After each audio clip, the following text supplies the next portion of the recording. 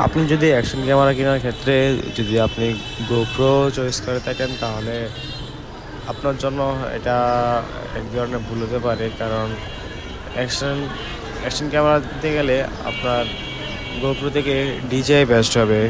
কারণ গোপ্রোতে যে একটি অ্যাডাপ্টার, মাইক আলাদা কানেক্ট করার জন্য যে একটি আলাদা অ্যাডাপ্টার লাগে, সেটি ডিজেআই লাগে না। মানে এক কথা বলতে গেলে গোপ্রোতে কোনো মাইক্রোফোন কানেক্ট করতে গেলে, এক্সট্রা কোনো মাইক্রোফোন লাগাতে গেলে ওইটা আপনার অ্যাডাপ্টার ছাড়া কোনোভাবে সম্ভব না।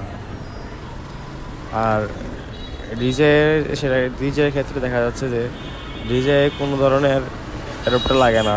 এটা যে কোনো মাইক্রোফোনের ট্রান্সমিটারটা, রিসিভার যে থাকে না, যে রিসিভারটাতে এটাতে যে ইনপুট সিস্টেম থাকে, এটাতে ইনপুট করার সাথে সাথে সেটা কার্যক্রম শুরু হয়ে যায়।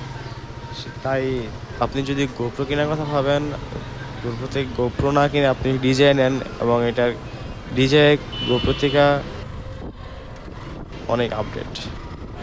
মানে এক কথা বলতে গেলে আপনি যদি গোপ্রো ইউজ করতে চান, এক ধরনের প্যারা খাওয়া লাগে যে অ্যাডাপ্টারের কোনো ঝামেলা হলে এটা অ্যাডাপ্টার লাগবে মাস্ট।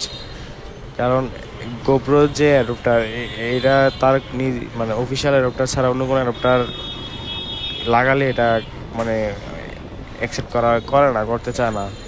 যে কোনো যত দামি অ্যাডাপ্টার হোক, এটার অফিসিয়াল অ্যাডাপ্টার না হলে সেটা অ্যাকসেপ্টই করে না।